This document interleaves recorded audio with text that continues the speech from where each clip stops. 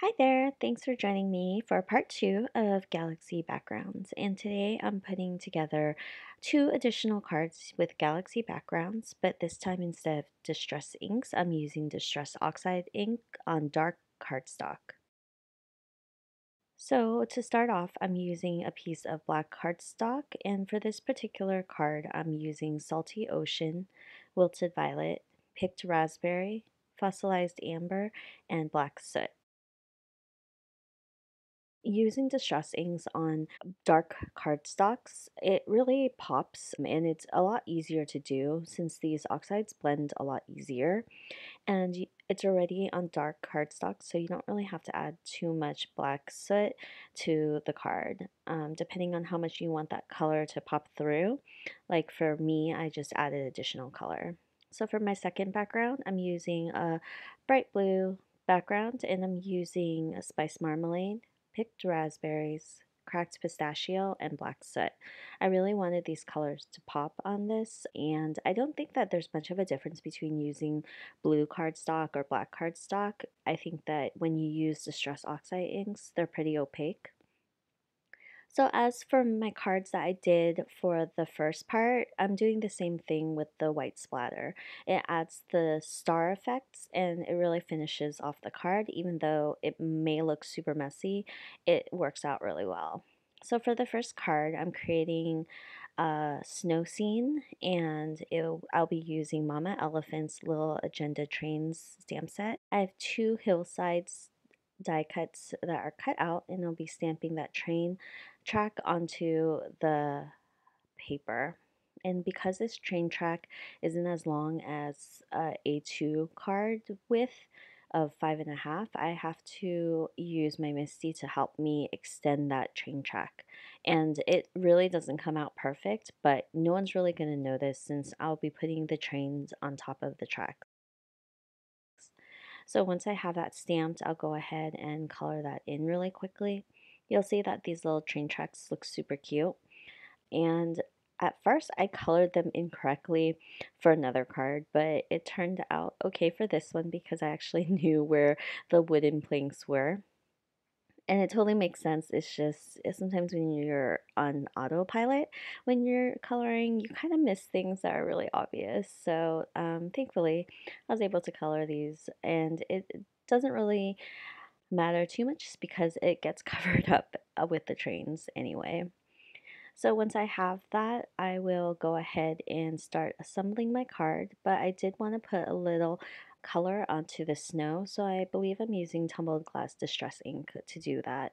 It just gives it a light pattern. It's kind of the reflection off of the galaxy background we have, which matches the blue.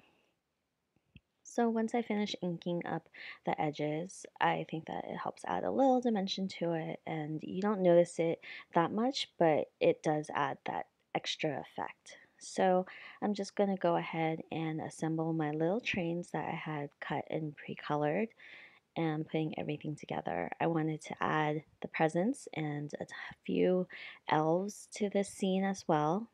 I just thought that it would be really cute to have a full scene and have everyone on there. So I'll go ahead and use my ATG gun to help me adhere everything. I believe I end up using some Zots glue dots to help me add all the trains and elves and the little people. It just makes it a lot easier instead of using liquid adhesive. It's also forgiving as well because you can carefully pull them up if you change your mind of where you want things to go.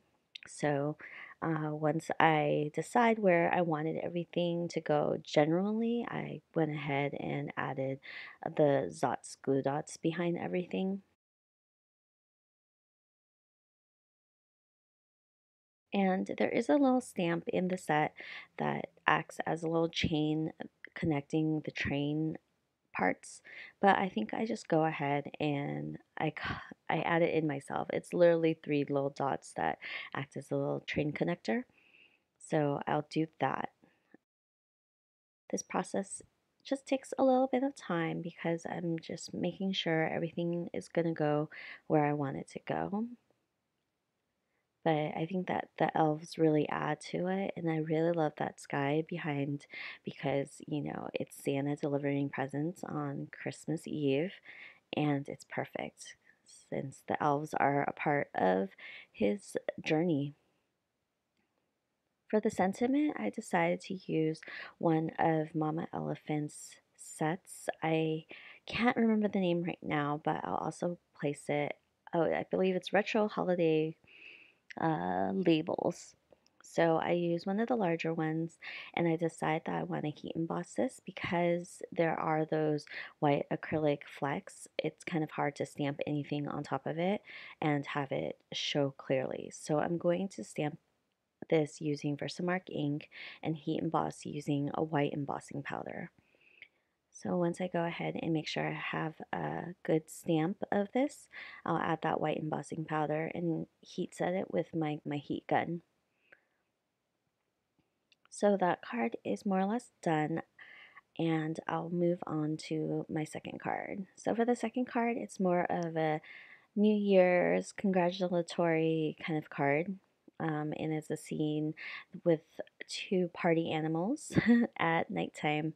So I have these grass die cuts that I'm adding a little bit of distress ink to the edges. I think that this always helps give a little bit dimension to any cardstock. Just adding a little bit of a darker color of distress ink to the edges really helps.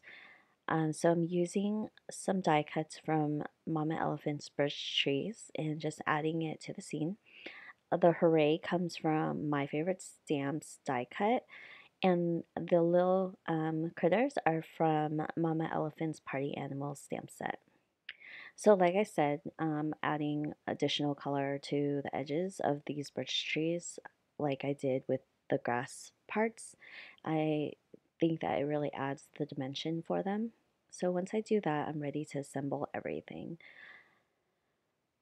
So, I want to make sure that the grass doesn't sit too high, so I'll trim that down just a little bit and I'll assemble the card where I want it to go. The birch trees really help add a little dimension and give it a little something to be on the side since there's so much open space in this card. I just wanted to keep it with these two little animals, so I didn't want to take away from that. So by adding the birch trees, it just kind of adds that extra element on the side and reduces the open space that's on the card.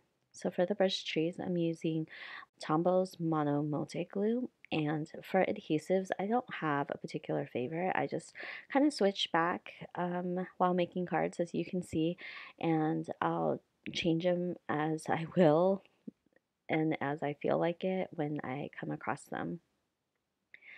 So this card is almost done as well. Once I adhere everything to it, it's a very simple card. I did decide for both cards to trim them down a quarter of an inch on each side so I can mat them against a different color cardstock just to have a little bit more focus on the cards itself. I think it adds a good effect too, where it can tie into some of the colors that are within the card as well. So for this particular card, I'm going to mat it on yellow cardstock. And really think that it makes it pop because of the bunny that's yellow and it really ties the card together.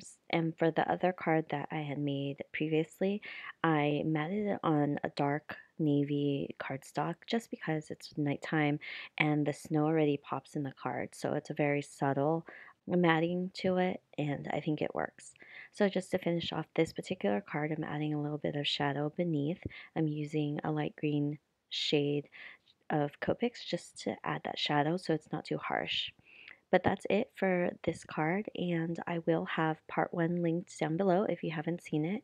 I hope you enjoyed today's card and have a great day. Bye.